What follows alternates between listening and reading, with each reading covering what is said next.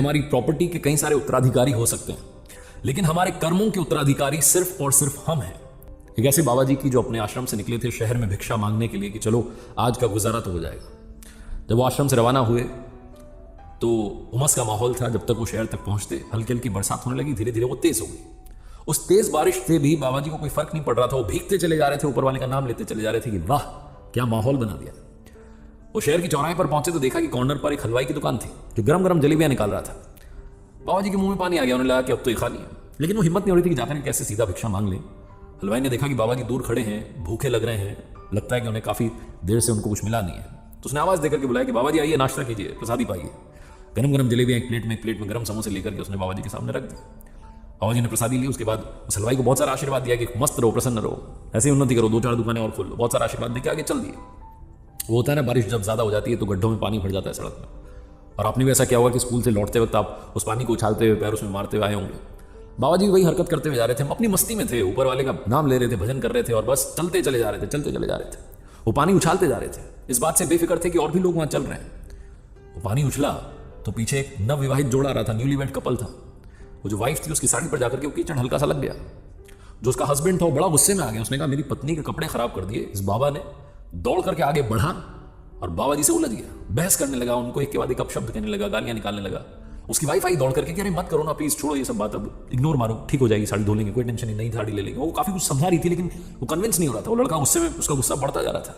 Wife भी पीछे हट गई। गुस्से गुस्से में उस लड़के ने, उस पति ने बाबा जी को एक थप्पड़ रसीद कर दी, जोर का थप्पड़ मारा। बाबा जी धड़ाम से जमीन पर गिर गए। जमीन पर गिरे तो आसमान की तरफ देख करके बोले कि वाह ऊपर वाले क्या माया है, कभी गरम समोसे, कभी गरम जलेबी और कभी गरम गरम थप्पड़, आपकी माया आप ही जाने। ये बोल करके फिर से उठ खड़े हुए और चलने लगे। ये न्यूलीवेड कपल भी आगे आगे जा रहा था अपने घर के लिए। लड़का कहता जा रहा था कैसे लोग हैं ये, वो बड़बड़ाता जा रहा था और स्पीड में अपने घर की तरफ बढ़ गए। पहुंच गए घर पर। ये जो कपल था पति पत्नी, उनका घर थोड़ा सा हाइट पर था, सीढ़ियां चढ़ के जाना था। वो बरसात हुई थी तो सीढ़ियां गीली थी। गुस्से में तो था ही लड़का, उसका पैर फिसल गया और जमीन पर गिरा तो उसके सर में चोट लग गई, खून बहने लगा, बेहोश हो गया। वाइफ ने आवाज लगा करके लोगों को बुलाया कि आइए मदद कीजिए, मेरा पति जो है गिर गया। ये वो भीड़ इकट्ठी हो गई। लोगों ने पूछा कि क्या हुआ, तो पत्नी कहने लगी कि वो बाबा जी पीछे मिले थे, उन्होंने जरूर श्राप दिया है मेरे पति को, क्योंकि उन्होंने थप्पड़ मारी है ना बाबा को, तो बाबा ने गुस्से में आकर के श्राप दिया, इसीलिए मेरे पति बेहोश हो गए। वो बहुत रोती जा रही थी। उस भीड़ में कुछ लड़के थे जिनको लगा कि बाबा को सबक सिखाना पड़ेगा। मतलब इतनी हिम्मत कि एक थप्पड़ इस लड़के ने मार दिया तो उसे श्राप दे दिया। वो लड़का गिर गया, बेहोश हो गया, जरूर बाबा ने कोई टोना टोटका किया।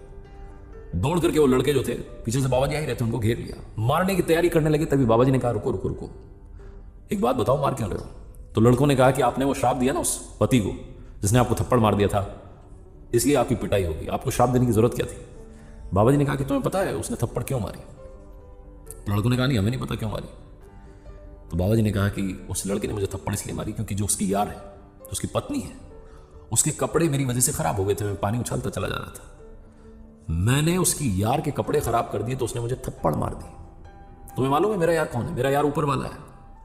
वो ऊपर वाले ने जब देखा कि उसके यार को थप्पड़ पड़ी है तो उसे भी बदले में कुछ तो करना ही था, तो शायद उसने बदले में कर दिया।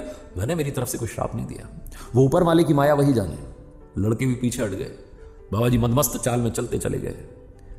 कहानी तो खत्म हो गई है, लेकिन कहने का सार सिर्फ इतना है कि अगर आपका विश्वास ऊपर वाले पर है, आप हमेशा सिर्फ और सिर्फ उस पर ही भरोसा रखते हैं, तो सब कुछ अच्छा होगा। और दूसरी बात, जो आपके कर्म है उसका जो रिजल्ट है वो आप तक वापस आएगा, वो फल आपको ढूंढ निकालेगा।